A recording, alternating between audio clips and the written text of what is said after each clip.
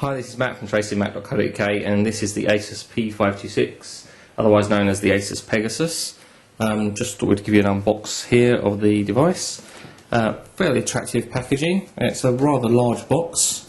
On the back you have specification, on the front obviously, and on the side product shots. Inside the box, let's take a look.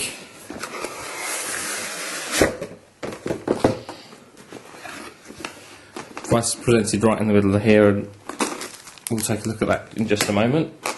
See what else we get with the device. We have a standard manual CD-ROM and getting started guide. Have battery, 1300 mAh battery. Also have another battery, secondary battery. Again, this is the same 1300 mAh battery. Have a charger, and this is a mini USB variety.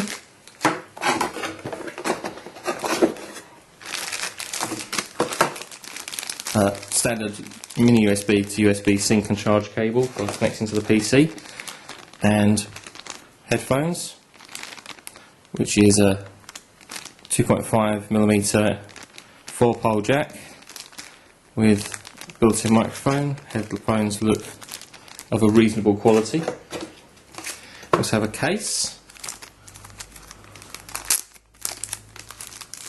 which looks quite reasonable quality. It's a slip-in style case with a loop there. I suppose you can clip onto your belt or something, but no belt loop as such.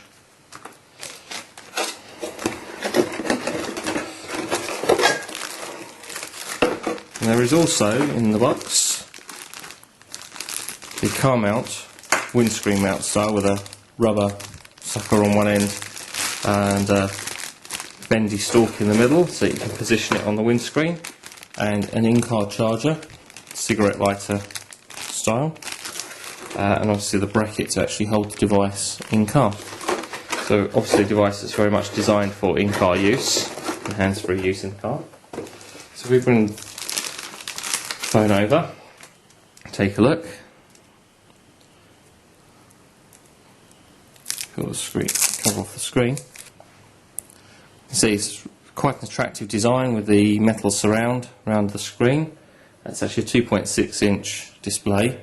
It is touchscreen because this is Windows Mobile 6 Professional. 240 by 320 portrait.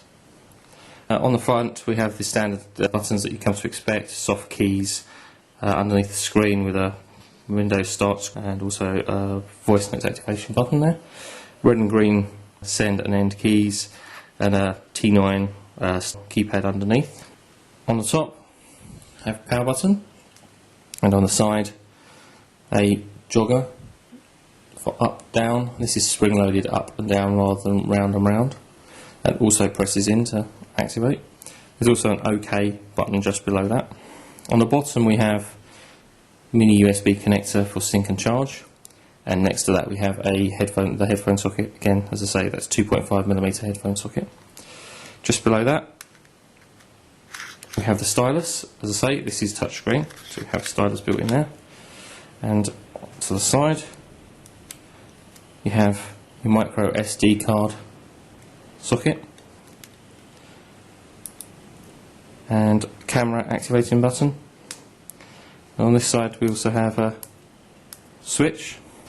At this point I don't really know what that's for, but we'll find that out later and we'll mention that in the review itself. There's a cover on the back for the external GPS antenna, because this device does have built-in GPS, hence the car mount.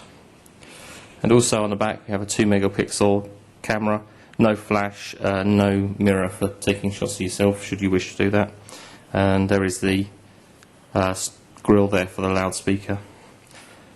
Just underneath the back have a place for your SIM card and battery. So quite an attractive device. Obviously it hasn't got the battery installed at the moment, but it is fairly light. I think the actual listed weight is 115 grams, which is quite light for a touchscreen device like this. That's 58mm wide, 110mm tall, 15.4mm thick. It's only got a 201MHz processor, which is considered to be possibly slightly underpowered for a device like this with built-in GPS, but we'll see how that actually works in the real world. 128MB of ROM, 64MB of RAM, no 3G, it's GPRS and Edge, so that's a slight disappointment there. It's Bluetooth 1.2 built in. That GPS chip that we mentioned earlier on is actually a Surfstar 3 20-channel built-in GPS. We're going to be reviewing the product over the next few weeks. We'll let you know what we think of it in terms of a navigation device as well as a mobile and Windows mobile device, and we'll also let you know what that little switch does.